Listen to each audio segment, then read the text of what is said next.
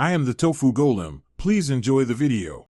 You start by verifying prerequisites, the exact repository, organization, and any branch protection that may block pushes.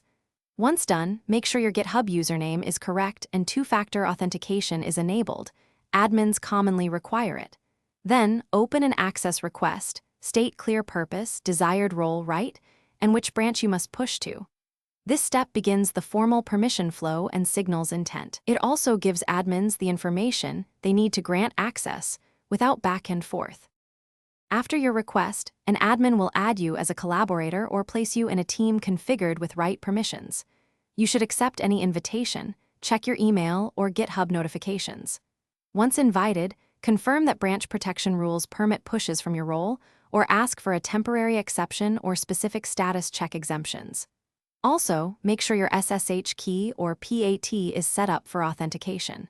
Communicate updates. Once added, try a small test push to validate the access and reveal any remaining block. Finally, validate access by cloning the repo, creating a feature branch, committing, and pushing. This proves you have rights. If the push fails, read the error. It usually points to authentication, permission level, or branch protection. If you see a 403 or protected branch refusal, ask the admin to review team membership, branch rules, and required status checks. As a troubleshooting tip, reproduce the error and provide screenshots or exact commands. That speeds diagnosis and resolution when admins investigate.